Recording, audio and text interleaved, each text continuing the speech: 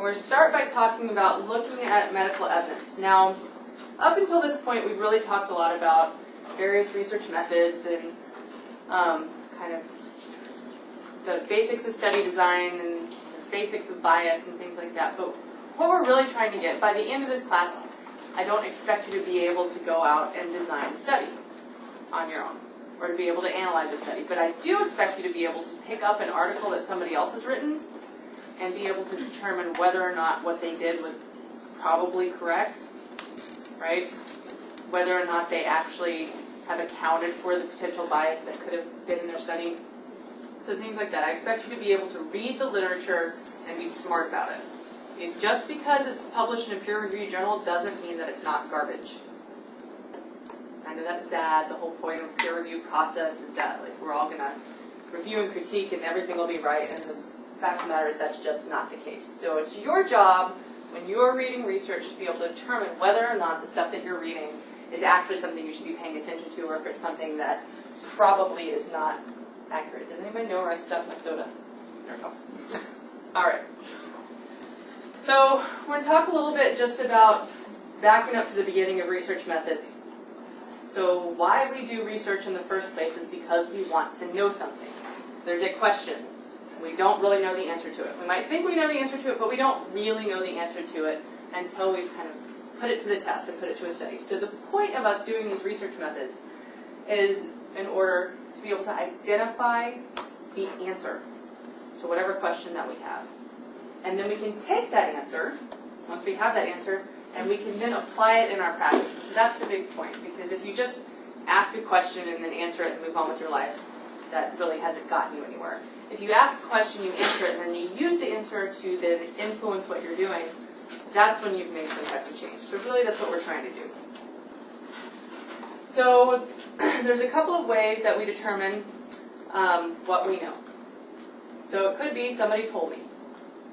I tell you things and then I expect you just to believe them and agree with them, and I have told you that information and now you know it, right? There's other things where you actually experienced it, so experiential knowledge. So there's knowledge somebody that was an expert told me, and then there's knowledge that I actually experienced it and therefore it is true. There's a decent amount of evidence that things that we experience stick with us a lot longer than things that somebody tells us, for whatever it's worth. Alright. So, when I tell you something, or when we believe that we know something, there's a couple of ways that we can all agree that this knowledge has been created. The first is traditions. So tradition simply accepts that knowledge is cumulative. So we build on what has happened before. So we take what has happened before, we learn from it, and then any new knowledge is the addition and the building on the existing information.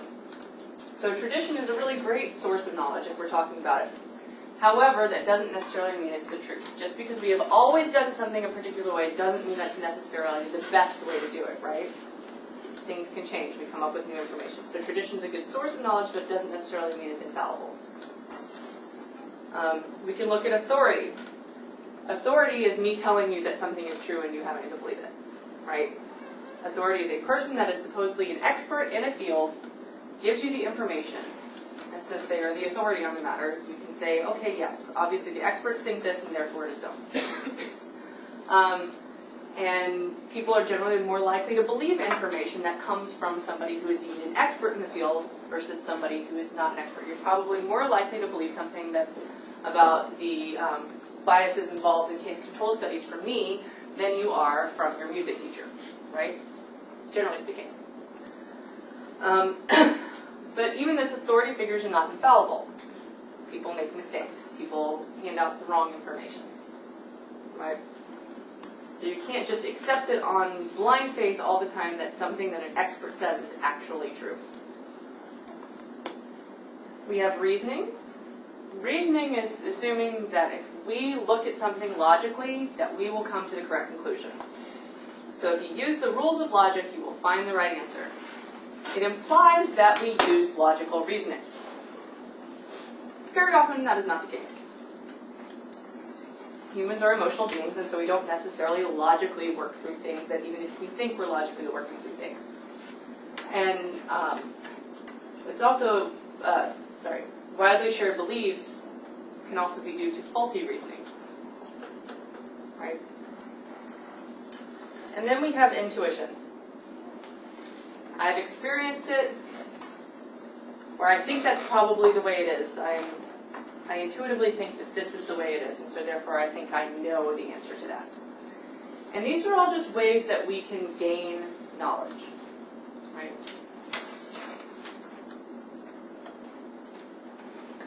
So how do we know what we think we know? There's actually this study of how we know, right? So ontology refers to the study of what is reality. It's more of a philosophical viewpoint than I care to deal with. Had enough philosophy in college, I don't need any more of it.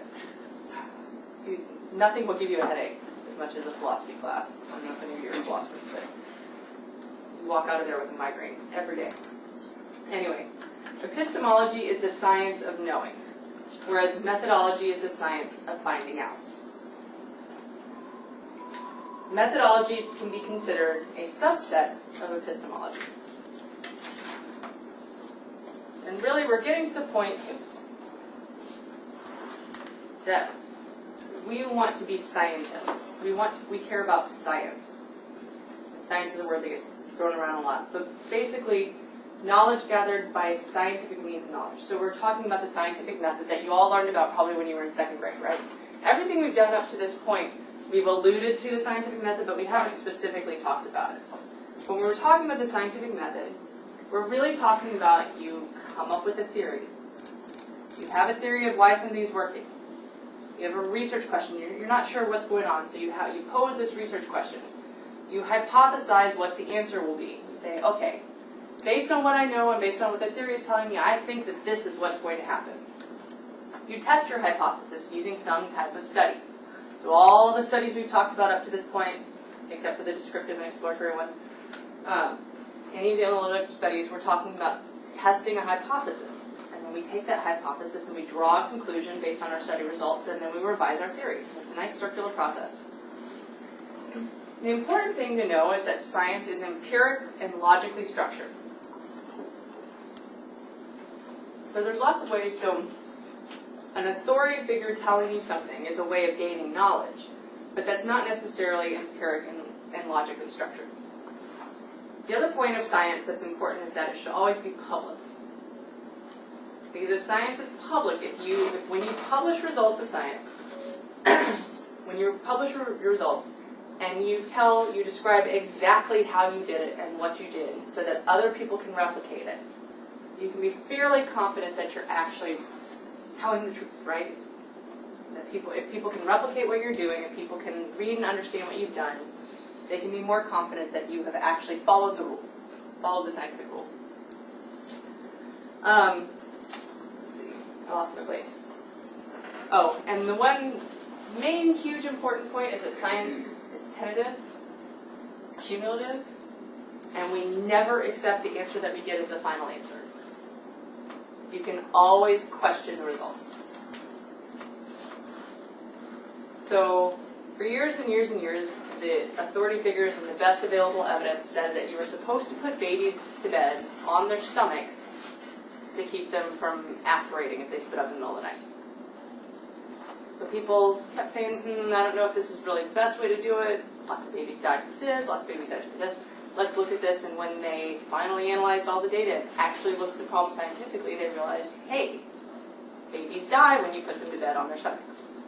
Not all babies, but there's a much higher risk of SIDS for babies that are put to sleep on their stomach than babies that are put to sleep on their back.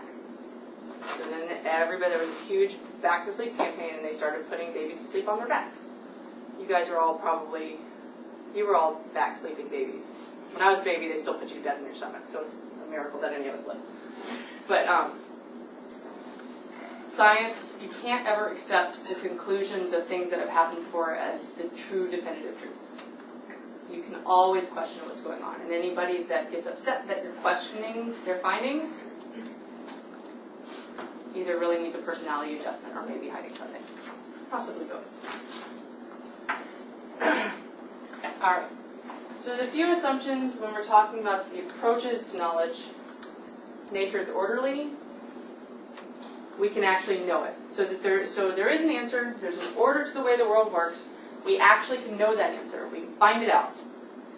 That all natural phenomena have natural causes. So we don't think that the little blue spirit is walking through the room and sprinkling fairy dust and giving everybody a cold, right? Nothing is self-evident. So just because something seems like it would be the intuitive way to do something doesn't mean that that's necessarily the true way that it should be done. Knowledge is based on experience. And finally, knowledge is superior to ignorance. The more you know, the better able you are to understand the universe, and the better able you are to act in this world. So there's 4 purposes that we do research. So we talked kind of about just the general idea behind science and the scientific method. But there's 4 reasons that we do research. We do it to describe our populations or our environment. We do it to predict something. We do it to explain something that we've seen. So we've seen all these observations, we want to explain why that's going on. And then we do it to evaluate our actions. These are all the reasons that we conduct research. But what we use with it, what we do with it, so we have all our reasons why we conduct research, but what we really want to do is get to the point where we're talking about evidence-based practice. And evidence-based practice is still, it's a phrase that gets tossed around a lot now. It's still relatively new in the world of medicine, and even much newer in worlds of psychology and social work and other clinical fields, nursing, things like that. The idea behind evidence-based practice is simply we use research and we use the best available evidence to then determine how we treat our patients, or determine what the best course of action is. That's a pretty logical thing to think, right? So we should do our research, and then once we've done research, the answer should be there, and then we should be able to apply that. Unfortunately, the field typically in the past it wasn't what the science was saying. It was like all these people over here in this silo did their science and said these are the best things that should be done. And all these people over here practiced medicine and said, well, this is the way we've always done it, and so that's the way we're going to do it. And it's only been relatively recently, in the past 30, 40 years, that these two things have really started to come together. And now the fields of medicine and nursing and most clinically oriented fields are starting to talk about we need to take the research and transition it into what we're actually doing in our practice. That doesn't mean that we come up with like a checklist and a cookbook of how things are have to do. You still have to kind of use your brain. But we do want to base our decisions not on a whim, but on what we think is actually going to work. So evidence-based practice involves evaluating yourself, your programs, your interventions, and your policies. So once again, we never take anything as being self-evident. We have this great intervention that we think is going to reduce teen smoking. But we don't just apply the intervention and say, hey, we've done our job. You apply your intervention, you look to see if it has worked, and then if it didn't work, you kind of figure out why, and you go back and revise and start again, right?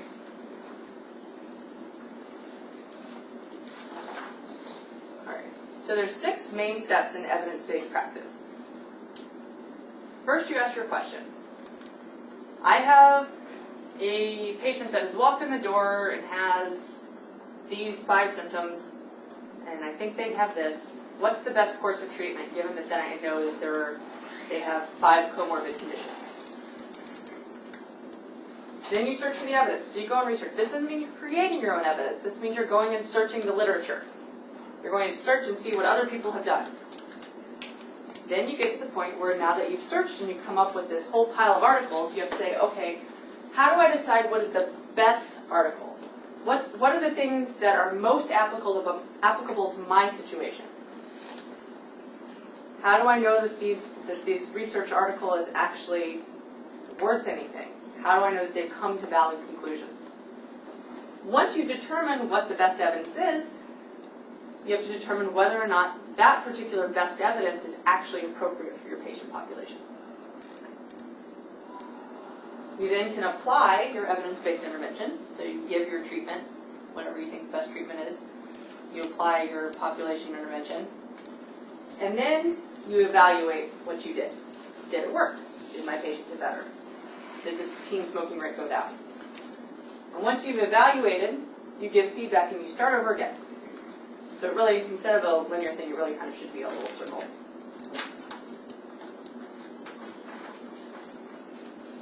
Which leads us to the point that all science is not good science. Kind of where I started. There is a lot of published literature that is just plain wrong. People used methods that were inappropriate for the question they were asking. People used statistical methods that were inappropriate for the type of data they had. Now, if you're not a statistician, you're probably not going to catch all of that, but you can catch a lot of it just from the way that people talk about it. So that's kind of what we're talking about today. But so, a big part of you when you walk out into the world and you're now hospital administrators or wherever you end up, and you're having to make decisions about policy, you're going to have to make those decisions based on the evidence. And so you're going to have to pull it and read it and say, hey, does this make sense? Is this good science? So let's walk through these common problems. These are by no means all the problems that can come about, but these are the kind of the big ones that you usually see. The first one is an accurate observation. Failing to see things that are right in front of us, or mistakenly observing things that aren't there. So, or misinterpreting what you see. Overgeneralization refers to assuming that a few similar events are evidence of everything, or evidence of the whole. So generally speaking, stereotypes can be considered overgeneralizations, right? Or you had a neighbor who only had one leg and therefore never walks their dog. And so you assume that everybody with one leg only never walks their dog. That's an overgeneralization. It's a very bad example, but you get the point. Selective observation is when you pay attention only to the things that prove your point. Selective observation was a serious problem in this past election. Right? People only pay attention to the things that make their point, and then they ignore everything else in the evidence base.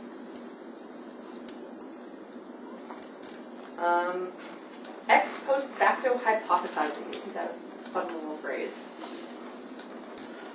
You find your evidence and then you go back and change your hypothesis to fit.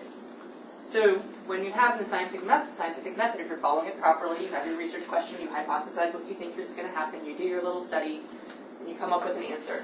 And then you determine whether or not your answer was consistent with your hypothesis. Ex post facto, it should be facto, not factor, I'm sorry. Hypothesizing is when you do your study and you find out your results don't actually match your hypothesis, so you change your hypothesis to match your results after the fact. Not cool. Can't do that. Ego involvement and understanding refers to allowing your personal involvement into situations to color your interpretation of the events. This is why blinding becomes so important. Because you don't want what you know and what you feel to color what the results are. Illogical reasoning.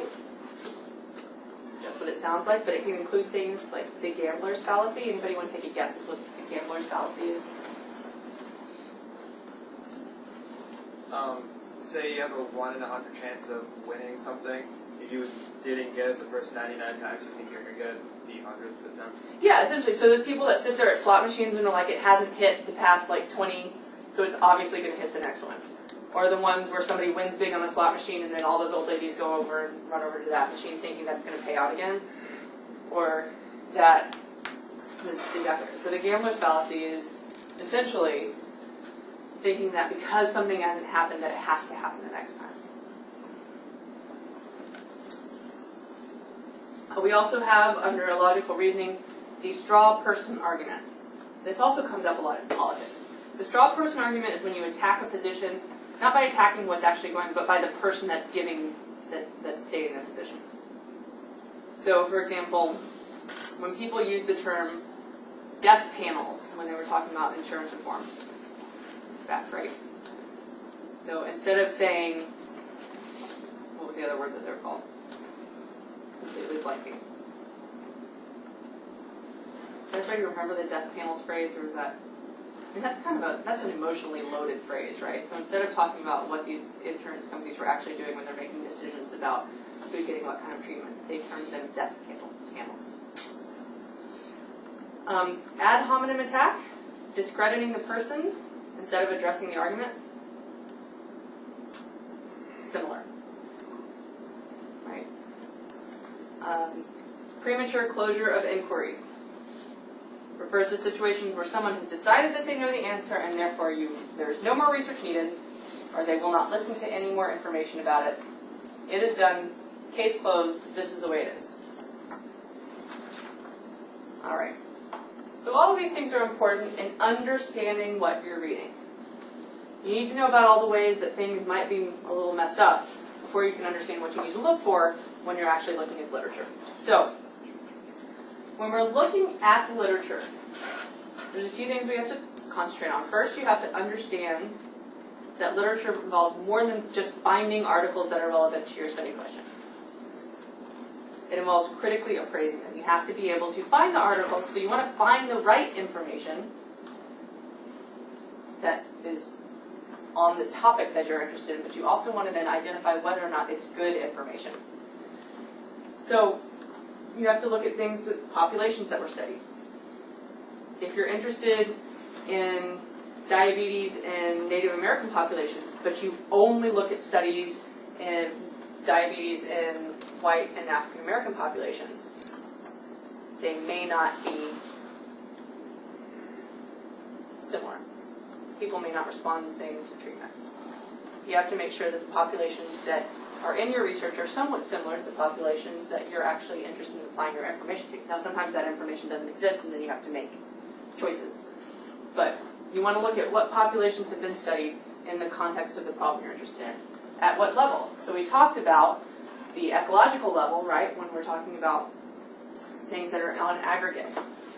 Well, if a question has only been addressed on an ecological level, you can't talk about it on an individual level. You can't make assumptions that that individual relationship is the same. And just as a review, what's that called when you do that? Ecological fallacy? Yes, ecological fallacy, exactly. You want to look at what constructs and variables people have used. So constructs refers to the actual kind of concept of underlying latent trait that you're interested in. The variable is actually the data that you collected. You want to know what measures and tests did people use to examine your outcomes or your exposure variables? How did they determine who was sick? How did they determine who had a particular outcome? Are there theories that exist in this area? Are the findings of this article consistent with existing theories, or are they leading you down a different path? What study designs have been used to assess this problem? What are the findings? And most importantly, what are the gaps? What's missing? Because that's where you identify new and fun aspects for additional research. Is by identifying what aspects of that question haven't been asked yet.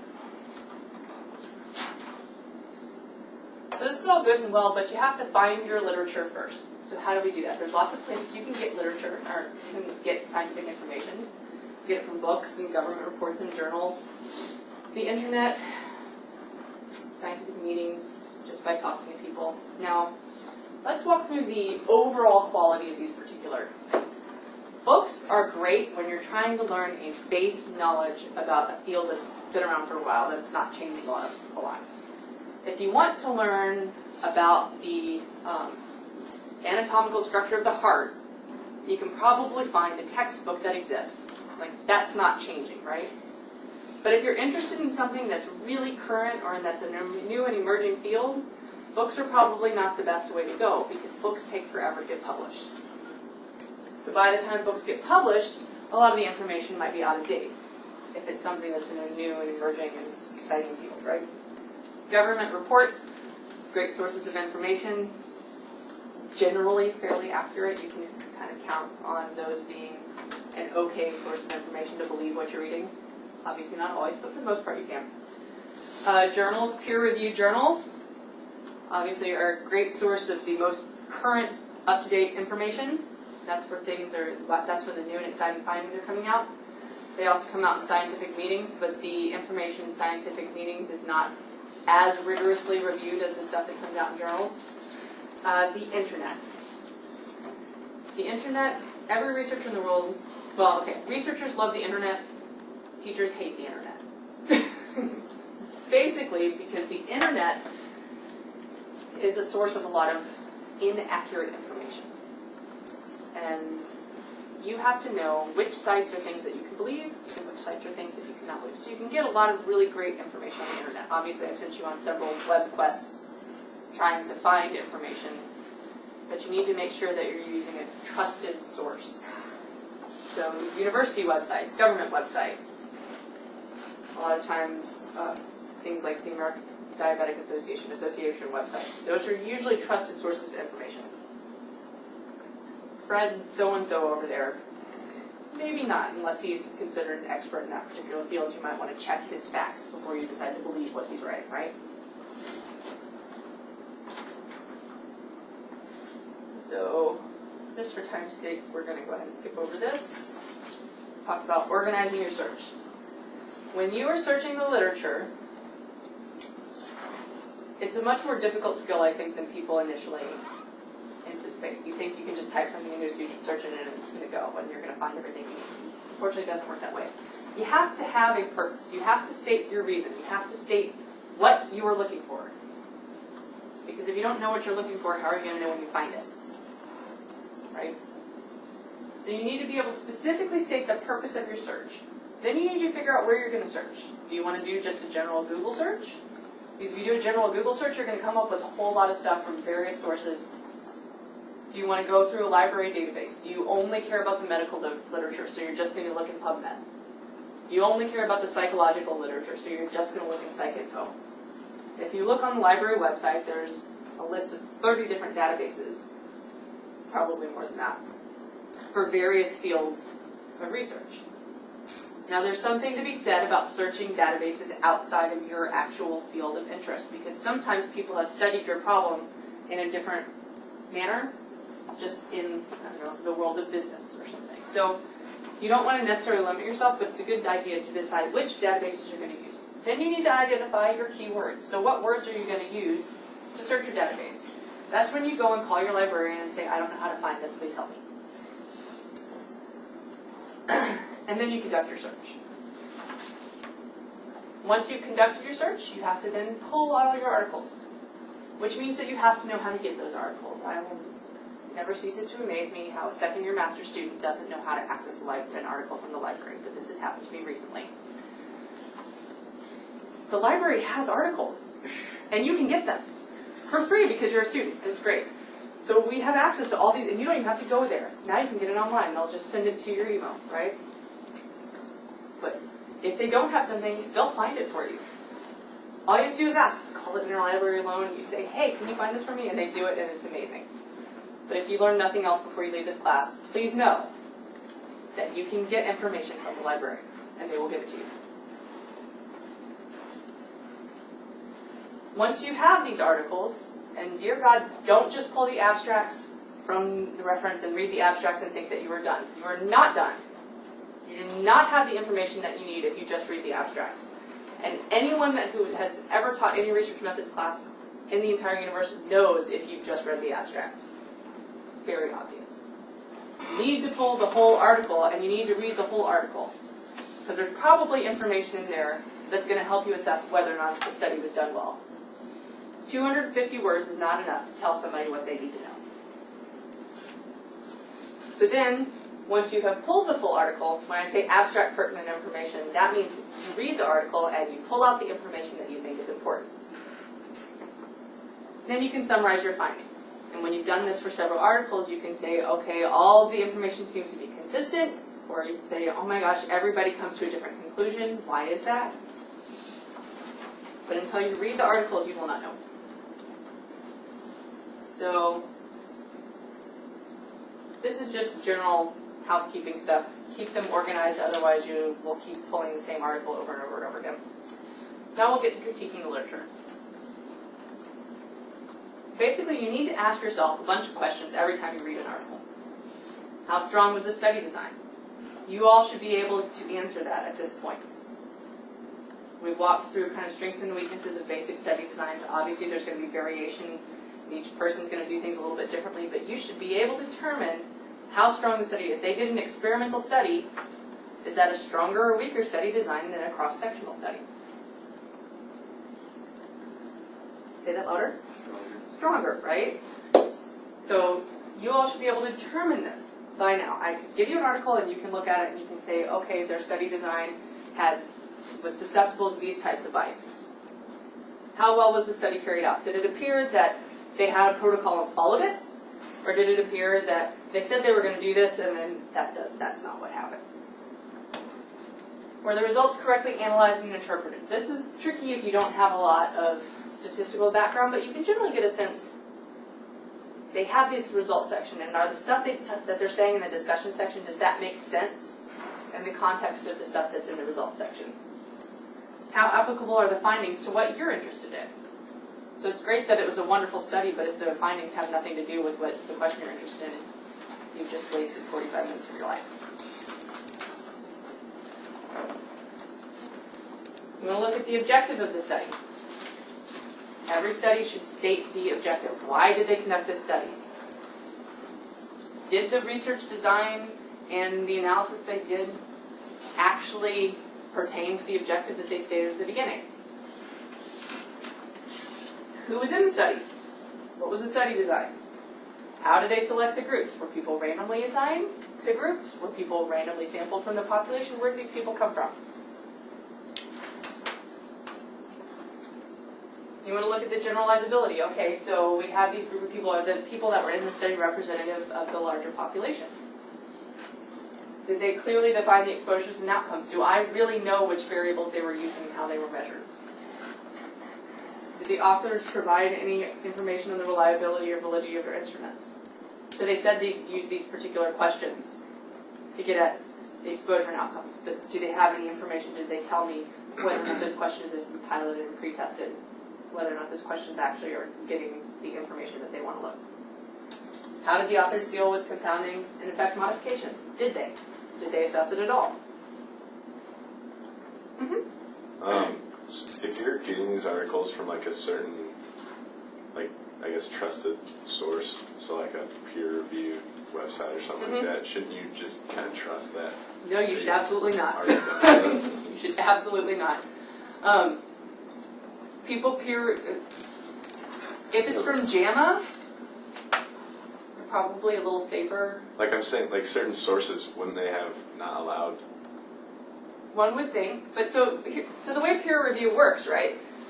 You submit an article to a journal, and generally speaking, you have to submit some suggested people to review it. And so that's usually somebody who's an expert in that particular field, but it could be your friend. I don't know. So they're blindly reviewed. So I'm a reviewer. Somebody sends me an article and they say, here's an article in an area that you should know something about. You have stated that you know something about. Nobody gave me a test to say that I am an expert in measurement theory. But because I said I'm an expert in measurement theory, then they send me stuff on measurement. Right? And so they send it to me, and then I read the article and I say, yeah, you did a good job, and send it back. Or I actually read it and rip it to shreds, but I missed the point, right? There's a lot of things that can happen. So they usually send it out to 3 reviewers. And sometimes if you've submitted a manuscript back, and you get it back, and you have 3 different reviewers that said 3 different opposite things, and you may or may not make changes based on that, you send it back to the journal, and then they send it back to different reviewers. And so if the 3 reviewers that got your paper didn't understand the methods that you used, it's quite possible that they didn't understand you did it wrong, if you sounded smart when you wrote it. Well, that might have been a bad example. But like a government website. Well, I mean, so there's a difference between the quality of a study and kind of information. So the government gets their information from somewhere, right? So the government information is typically not results of studies. The government information is typically like demographic statistics. And so they have, I mean, there's studies that are done on these, but so they have like the National Health and Nutrition Examination Survey. The purpose of the government doing that is to be able to assess the prevalence of various diseases within the population. So they have very strict methods of how the data is collected. They have very strict methods of how it's analyzed in-house to identify prevalence of these certain conditions. But then the data is released to the public. And so now I can download the data, and I can say, hey, I have a research question, and I think that I might be able to answer with this data. But they have nothing to do with how I decide to analyze that data. So generally speaking, peer-reviewed is a good place to go. It's a much more trustworthy source than just Joe Schmo off the internet, right? However, you still have to look at it with a critical eye because some things slip past. It just happens. It does. And it's not necessarily people were trying to do it wrong, they just didn't know. They're testing out a new method and they completely lost sight of it, or they didn't have the right clinical experts, and so they asked the wrong question. But unfortunately, it's your job to figure out whether or not it's something you can trust. So, does that answer your question? Kind of roundabout way. The moral of the story is really you need to look at everything with a critical eye. Don't believe everything until you've actually looked at it. Which is why I read some study recently about health, like the media reporting health news. So most health reporters actually have no training in scientific reporting at all. And so they'll pick one line from a study and take it out of context and then blow it up, and you hear this whole, this huge blow up about things that weren't actually the point of the study at all, but because nobody read the full study. I'm trying to think of a good example of that. I know there is one. I'm just completely. I'll come up with them later on. But you can't just trust because a health reporter said that this is the finding, that was actually the finding. One sentence out of context doesn't really tell you what the study was. But so this is all talking about reviewing original research. So when people have actually conducted a study on their own, and you need to look and assess whether or not that study was well done. Fortunately, sometimes there are people that create review articles and they do all the hard work for you. They do the heavy lifting for you. Now, you need to make sure that the review article was done well. Review articles kind of operate under separate criterion, so you have to clearly state what you were trying to review. You have to clearly state what articles made it into your study, what articles you didn't review, why you chose not to review certain ones, how did you find the articles. But review articles are an excellent source for an overview of the state of the problem at that point in time. Because they took all those original research articles and have already consolidated them. So the Cochrane Review, has anybody heard of Cochrane Review?